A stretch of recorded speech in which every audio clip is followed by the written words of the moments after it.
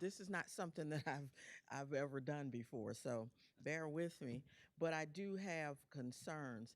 I want to first of all say to Ms. Wolrab is that it's a new day, and sometimes we have to rethink the things that we've been doing. Okay, um, my concerns really um, are about the minority community, and that's why I'm here to represent the minority community. Uh, our voices aren't heard that much, and I think it's time, and especially when you're doing this redistricting, to make sure that we are able to not be suppressed in our ability to vote, to or to take part in whatever's going on in this community. Amen. And I say amen because I'm a preacher. Okay, so forgive me. I'm just used to saying that. Okay, now given the board is allowing the public to provide input like never before, I was not surprised to hear about the WGLT article in which Ms. Wolrab attacks the board. I actually found it ironic that Ms. Wolrab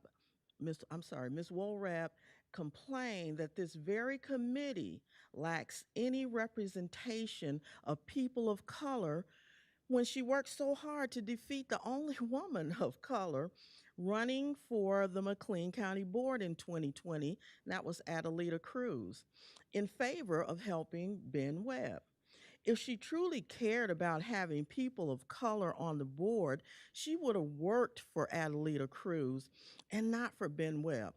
But in my opinion, most liberals actually support candidates and agendas that hurt and not help the minority community, uh, and do not encourage minority engagement. And that's the truism. I want all of you guys to hear that.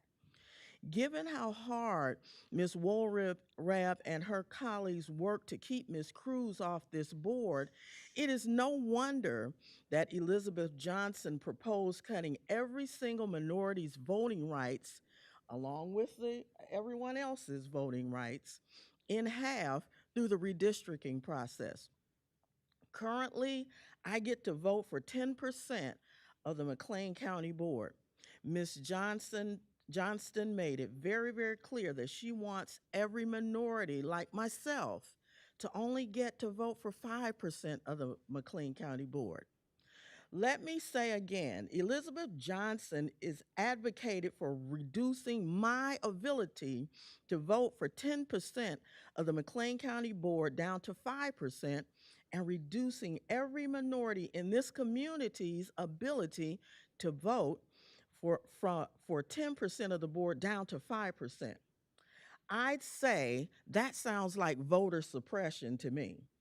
Contrast that with the Farm Bureau that advocated for increasing the rights of minorities, such as myself, to vote for more of the county board. And sounds like that five is districts is the key number. I keep hearing it. The Farm Bureau advocated for letting citizens have a bigger voice in who represents them, not a smaller voice.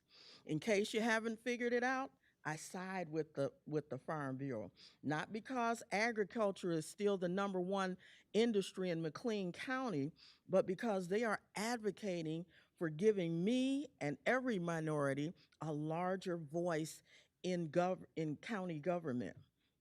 Now, if you are sincerely, in your heart of hearts, want to ensure equal opportunities for every resident of McLean County to be represented, then I encourage you and challenge you to increase my ability and the ability of every minority in this community to vote for more than 10% of the McLean County Board. Don't listen to those who want to suppress my vote down to 5%. And the board really don't listen to those that claim they care about minority representation who actually worked against electing the only woman of color to run for the board in 2020. And that's my comments. Thank you. Thank you.